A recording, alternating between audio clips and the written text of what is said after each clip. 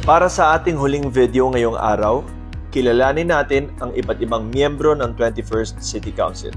Nasimulan natin ito sa presiding officer o sa vice mayor. Siyempre, ang ibang miyembro ay ang ating mga konsehal. Pero, bago tayo pumunta sa ating mga councilors, unahin muna natin ang Office of the Secretary to the Sangguniang Panglungsod. Lahat ng local council or sanggunian, either panglungsod, panglalawigan, or pambayan, ay may opisina o officer na tinatawag na secretary. Hindi madalas nababalita ang opisinang ito sa kadahilanan na ito ay hindi naman office ng elected official.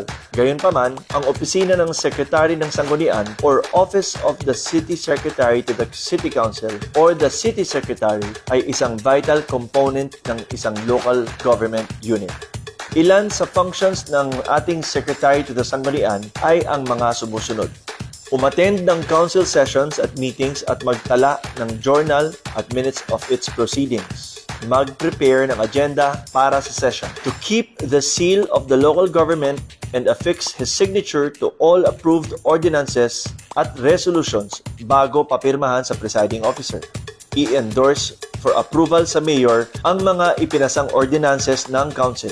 Magbigay ng certified copies of records na nasa kanyang custody upon request of any interested party. Siguraduhin ang maayos na pagtago ng lahat ng mga ipinasang ordinances at resolutions, local archives, at profiles ng members ng sanggunian. Kung ikaw ay nangangailangan ng official copy ng local ordinance or resolutions, minutes, or may gustong malaman tungkol sa official activities ng City Council, ang opisina na ito ang iyong pupuntahan para magtanong. Currently, the head of the Office of the City Secretary is Attorney John Tomas S. Alferos III. Ngayon, tara naman kilalanin natin ang 21st City Councils. Sa kasalukuyan, mayroon tayong 38 na konsehal. Ang 36 councilors ay nagre-represent sa ating 6 na distrito at ang 2 ay ex-officio councilors. Ang isang ex-officio ay president ng Liga ng mga Barangay at ang isa naman ay chairman ng SK Federation. Sa unang regular session ng 21st City Council, ay nagkaroon ng botohan para sa officers ng council. Ito ay ang President Pro Tempore, Majority Floor Leader, Minority Floor Leader, 3 Assistant Majority Floor Leaders, at 2 Assistant Minority Floor Leader.